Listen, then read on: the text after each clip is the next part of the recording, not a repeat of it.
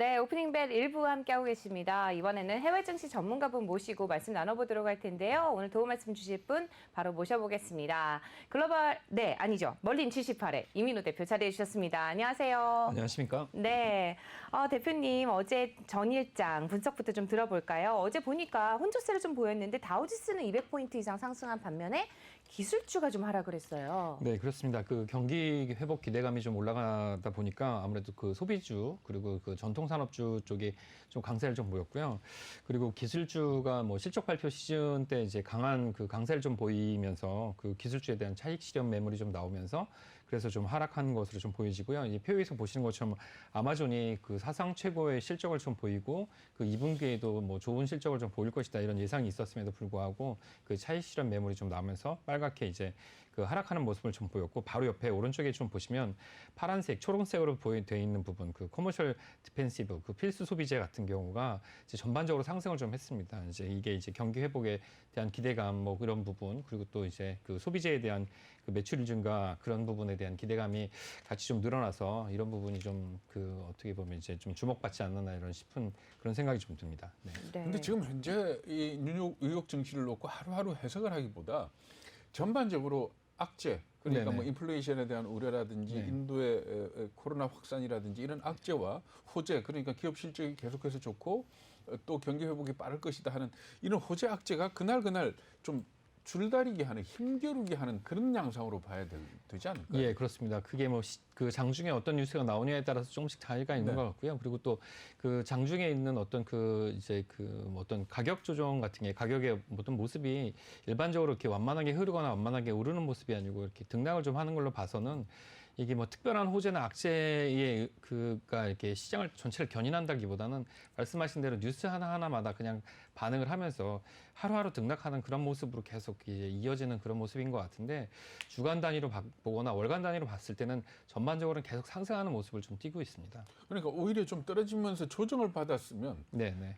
상승을 기대할 수 있을 것 같은데 너무 지금 말하자면 이 그렇죠. 고공에서 네네. 그냥 하루하루 버티고 있는 그런 모습 아닌가요? 예, 그렇죠. 그게 어저께 말씀드린 대로 전교 1등, 뭐 학교 1등을 하고 나면 1등 한 다음에 목표가 좀 사라지는 것처럼 너무 가격이 많이 올라서 그거에 대한 불안감 같은 게 좀 있어서 그 불안감 때문에 조금만 작은 악재에도 가격이 좀 흔들리는 게 아닌가 싶습니다. 그래도 전반적으로 보면은 일단은 좀 장밋빛이죠, 전망이. 예, 그렇습니다. 뭐 그 중앙은행도 마찬가지고 시장도 이제 경제 성장 때문에 전반적으로는 악재는 별로 없고 특별하게 그 여기서 나빠질 것은 없는데 뭐 정치적인 요인이나 이런 것들 제외하고 코로나가 확산되거나 그런 걸 제외하고는 지금 아직 악재가 없는 상태입니다. 네.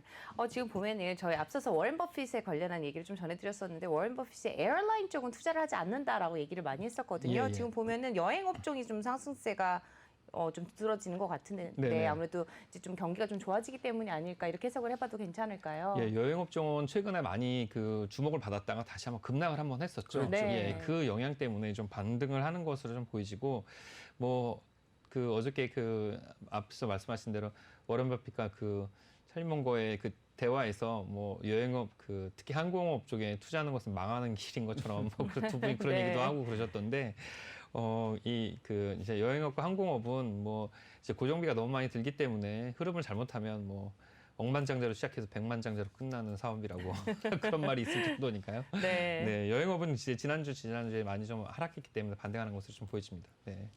그렇게 해석을 해보면 될 것 같고 예. 지금 보니까 또 스노우플레이크에 관련한 기사들이 좀 나오더라고요. 네네.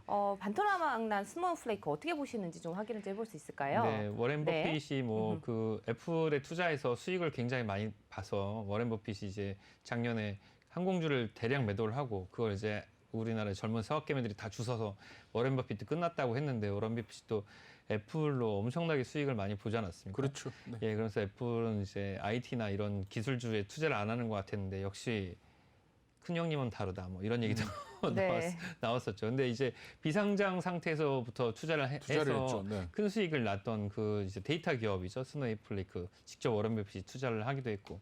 근데 최근에 이제 하락해서 뭐 이게 왜 그런가 이런 얘기가 있는데 이제 골드만삭스가 꼽았던 대표적인 그 버블 종목 중에 하나이기도 합니다. 그러니까 네. 현재 최고가에 비해서 한 절반 정도로 떨어져 있는 예, 거죠. 맞습니다. 예, 400불대 중반에서 지금 200불대 초반까지 내려왔으니까 이제 절반 정도 내려온 상태죠. 네. 네, 이게 뭐 내려온 이유가 여러 가지가 있겠는데 경쟁 기업이 너무 많은 것도 있고 사실 그 창업한 이후에 적자를 계속 보고 있는 그 전형적인 그 벤처 IT 기업 중에 하나이기 때문에 그런 이유도 좀 있습니다. 그러니까 이 클라우드 서비스 하는 업체 아닙니까? 예, 예. 비슷한 업체가 우리가 기억나는 게 팔란티어 뭐 이런 예, 예. 것들이죠. 예, 그러면 다른 기업에 비해서 지금 더 많이 떨어진 겁니까? 이 종목이? 예, 더 많이 올랐기 때문에 더 많이 떨어졌고요. 네. 일단 그 상장하는 첫날 그 상장할 때 가격이 이제 120불이었고 네. 그날 이제 245불까지 올라갔고 최고가가 이제 430불 가까이까지 올라갔으니까 거의 뭐 3배 반, 4배 정도까지 올라갔다가 이제 지나치게 가격 상승이 높았던 부분이 악재를 더 작용했던 것으로 좀 보여지고 이 기업은 말씀하신 대로 클라우딩으로 그 이제 데이터를 서비스하는 거 말고도 정보 처리를 클라우딩으로도 할 수 있게끔 네네. 하는데요. 근데 이게 경쟁사가 이제 그 정보 처리업과 이제 클라우딩 서비스 업체가 두 군데 이 두 개가 있다 보니까 경쟁 업종이 이제 있게 되는 거죠. 뭐 오라클이나 셉 같은 이제 한국에서도 익히 알고 있는 그 정보 처리 업계 분야가 경쟁 업계이기도 하고 또 클라우딩 분야에서는 뭐 마이크로소프트, 뭐 아마존도 들어가고. 예, 네. 그렇죠. 그러니까 이 두 개의 업종에 이제 같이 겹치게 되니까 여기서의 시장 점유율을 뭐 어떻게 보면 양쪽을 서비스를 하나의 시스템으로 한다는 것도 장점이지만 양쪽의 시장에서 경쟁을 해서 이겨야 된다는 것도 굉장히 큰 단점이 되는 거죠.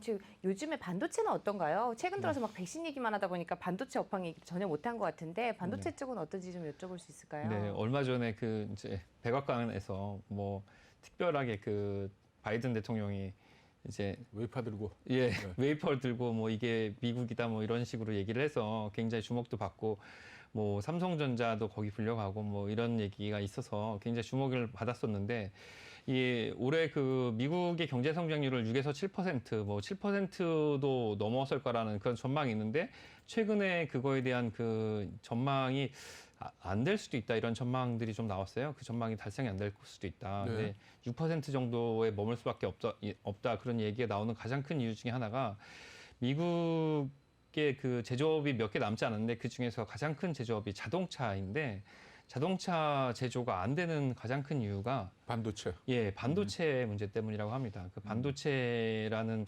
그 부품 하나가 미국 전체 그 이런 그 산업 생태계, 제조업 생태계의 병목 현상을 일으켜서 이 반도체 때문에 말하자면 이 그 미국 전체의 그 GDP 성장이 제한을 받을 수도 있다 이런 얘기가 나오는데 이 얘기가 이제 연말까지 해소가 안 될 거라고 하거든요.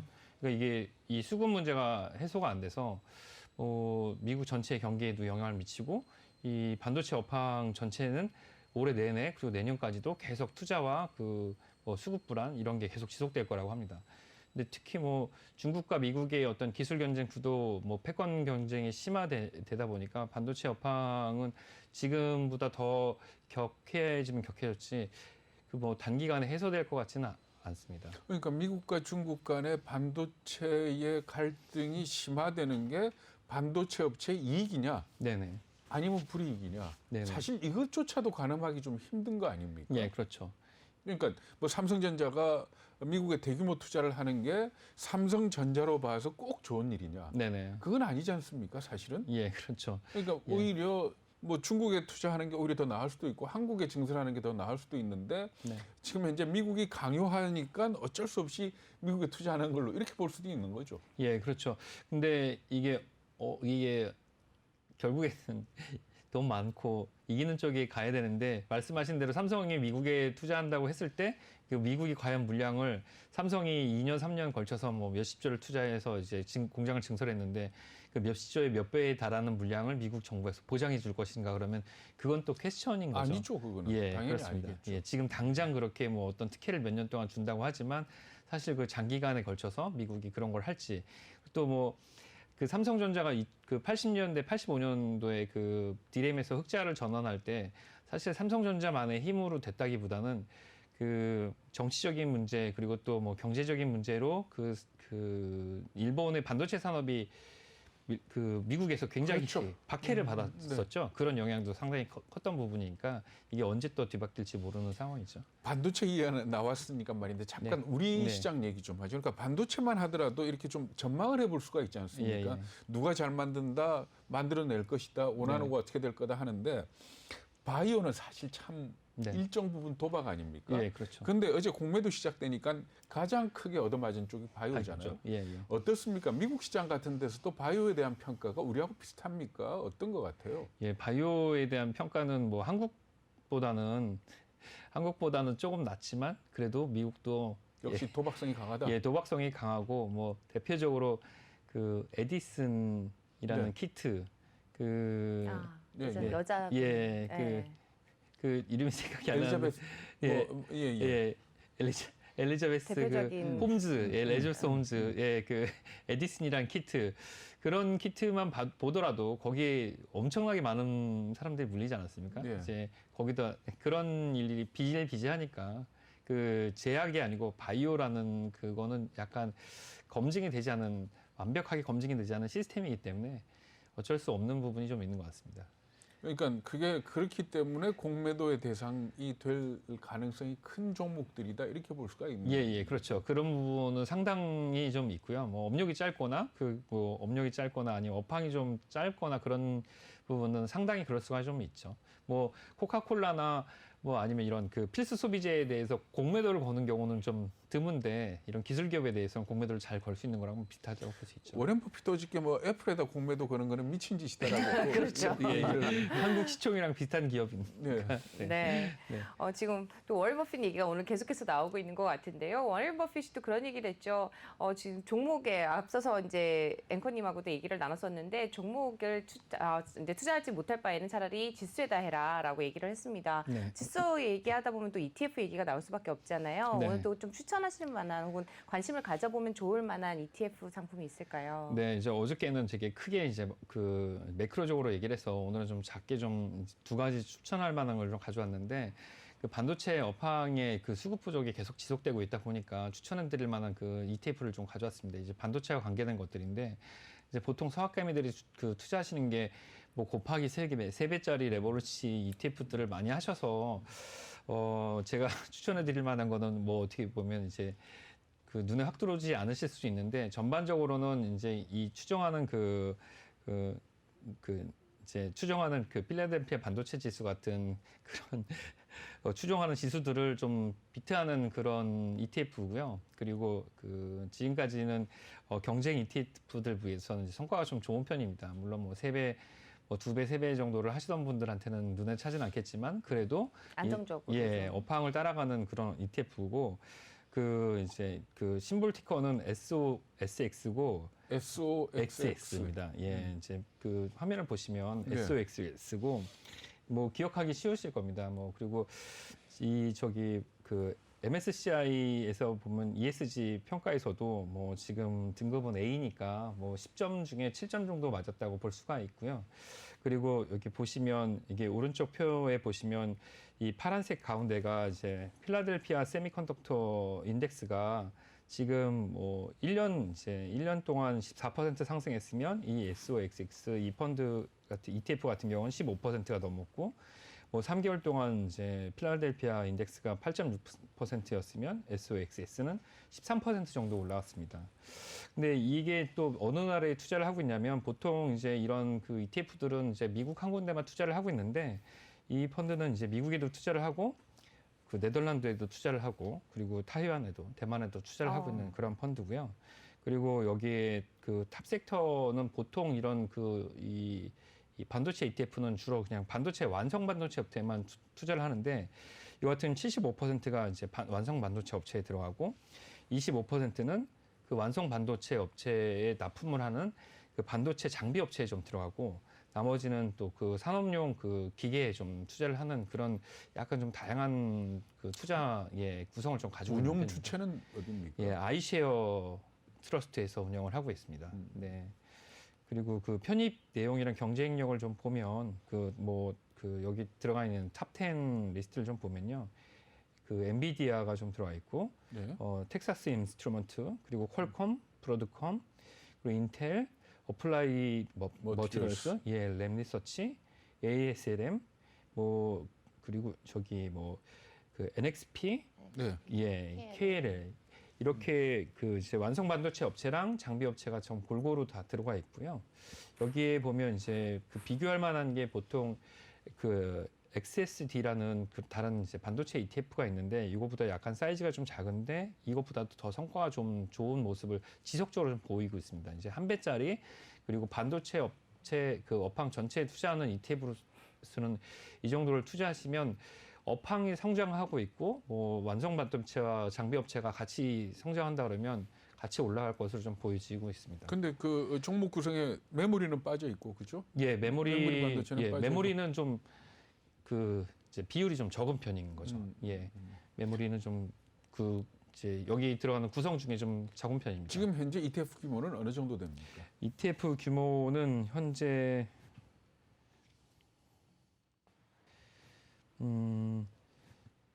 6억 6억 달러. 예, 6억 정도. 6억 달러면 그렇게 큰 건 아니다. 예, 그죠? 큰 편은 아닙니다. 네. 근데 전반적으로 뭐 장비 업체라든지 골고루 좀 분포가 되어 있어서 좀 안정적으로 수익을 예, 가져갈 수 있는 안정적으로 걸로 보이네요. 안정적으로 올라가고 네. 있는 편입니다. 네. 예, 따로 그- 종목을 좀 가져가시기 좀 어렵다라고 생각하시는 분들 같은 경우는 ETF에 좀 관심을 가져보시는 것도 좋을 것 같습니다. 네. 네. 근데 이렇게 볼 수 있잖아요. 사실은 반도체 업황이 좋아질 거다. 다들 동의를 하는 부분인데 이 시스템 반도체 쪽이나 이쪽은 말하자면 지금 이제 시설 투자를 해서 돈을 벌어야 되는. 그렇죠. 그러니까 지금 네. 뭐 적체도 있었고 네. 거기에 비해서 메모리 반도체 같은 경우에는 지금 누구나 다 올해 안에 메모리 반도체 가격, 디램 가격이 올라갈 거다라고들 네. 예상을 하고 있거든요. 네네. 그렇게 본다면은 오히려 뭐 메모리 반도체에 투자하는 ETF가 있는지 없는지 잘 모르겠습니다만은 사실 이쪽 ETF 같으면은 지금까지는 성적이 좋지만 앞으로는 조금 좀 그 성적이 지지부진할 과거만 수도. 못할 수도 있지 않느냐 하는 걱정이 되는데 네네. 어떻게 보세요? 아, 그게 뭐 여러 가지 입장을 가질 수가 있는데 이제 메모리 반도체는 소비재 같은 그렇죠. 런 측면이 좀 있어서 뭐 가격이 올라갈 것 같다라면 이제 그 어떻게 보면 이제 그 사재기를 좀 하는 측면이 네. 좀 있고 재고를 좀 쌓아놓은 측면이 있어서 가격 반등이 좀 큰 편이 좀 있고 안정적인 가격이 유지가 되지 않는 측면이 있는데 여기 들어가는 ETF들은 여기 탑 10에는 들어있지 않아서 여기 나와 있지는 않은데 그 메모리 반도체도 좀 들어있는 편이거든요. 근데 여기 메모리 반도체 외에도 장비 업체가 좀 들어있기 때문에 전반적으로 봤을 때는 그 가격 급락이 없이 전반적으로 시장 규모와 함께 성장한다 그러면 이 ETF가 그 개별 메모리 반도체 업체나 그런 그 메모리 반도체가 주로 많이 들어있는 그런 펀드들보다는 안정적인 성장을 기대할 수는 네. 있을 것으로 좀 보입니다. 또 지금 ETF에 대해서 얘기를 해주셨는데요. 또 관심을 가져볼 만한 종목도 있다고요. 네, 관심을 가져본 제가 추천을 드릴 만한 종목이 지난주에 그 발표했던 실적이 나왔던 종목 중에 비자가 있습니다. 비자요? 네. 예, 비자가 있는데 이게 1분기 실적이 나왔을 때는 1분기 실적은 예상치를 훨씬 더 상회를 좀 했습니다. 네. 그 이제 주당 순이익 같은 경우는 뭐 그 예상은 1.27불이었는데 그 실제로는 1.38불이었고 그 매출은 좀 줄었죠. 그러니까 매출은 그 전년 그러니까 이제 연초 대비해서 좀 줄은 편인데 실제 그 예상 대비해서는 이제 그 55억 달러에서 57억 달러로 그 매출은 예상대로 늘었지만 연초 대비해서는 좀 줄었고요. 그 여기서 좀 주목할 만한 것이 거래 금액이 늘었는데 예상은 2.3조 달러 정도였는데 거래 금액이 2.4조 달러로 늘어났습니다. 이게 뭐냐면 분기 동안 여기서 사용된 돈이 3천조 원 정도가 이제 비자를 통해서 결제가 된 거거든요. 그러니까 카드 사용량이 그만큼 늘어났다는 얘기죠. 예, 그렇죠. 그러니까 결국 버커시 해스웨이가 갖고 있는 아메리칸 익스프레스하고 같은 종류, 같은 업종 아닙니까? 예, 맞습니다. 그죠? 네. 그러면 아메리칸 익스프레스하고 비자의 차이는 어떻게 되는 겁니까? 아메리칸 익스프레스가 조금 더 고급이죠, 말하자면. 네, 뭐 프리미엄급이죠. 프리미엄인데 약간 그 뭐라 그러지?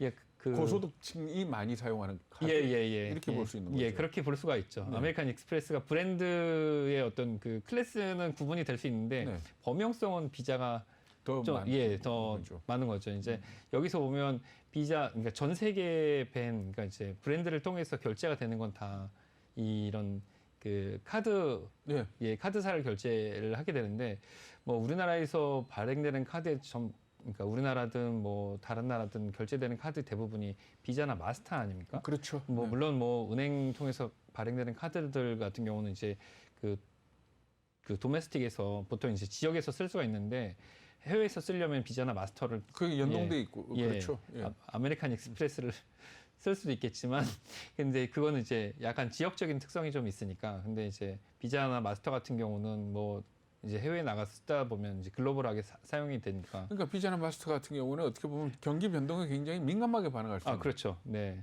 그렇죠. 예, 제가 이거를 추천해 드리는 가장 큰 이유는 이제 경기 회복이랑 유동성이라는 측면이 있고 그리고 또 구매력 전망이 좀 늘어나고 있으니까 뭐 그래서 이제 가격이 좀 상승할 거라고 예상되는데 제가 조사를 좀 해보니까 여기 그 21개의 그 애널리스트가 낸 의견 중에 바이가 18개가 나왔어요. 예. 예, 이제 굉장히 강한 그 이제 매수 의견이 나왔고 뭐 홀드는 3개가 나왔는데 지금 그 목표 가격도 그 타겟 프라이스도 지금 현재 가격이 그 230불 초반인데 평균 목표 가격이 270불 가까이 되는 수준입니다. 저 예. 266.84가 평균 목표 예, 가격. 평균 목표 가격입니다. 제일 높은 경우는 297불이니까 이제 뭐 그 애널리스트들은 이게 뭐 말씀드린 대로 경기 회복과 유동성이 평균한 상태에서 경기 회복이 되고 또 구매력이 올라가기 때문에 이제 그 구매력이 더 늘어날 거다. 그래서 이제 이걸 이 종목 같은 경우는 매수를 해야 된다. 그런 의견을 좀 가지고 있는 것으로 보여지고 이게 1분기보다 2분기, 3분기에는 더 늘어날 거라고 보이는 거죠. 이 이제 비자를 통한 결제가. 네. 우리 투자가들 서학개미도 그렇고 이 곱버스 내지는 쓰리곱을 좋아해가지고 네.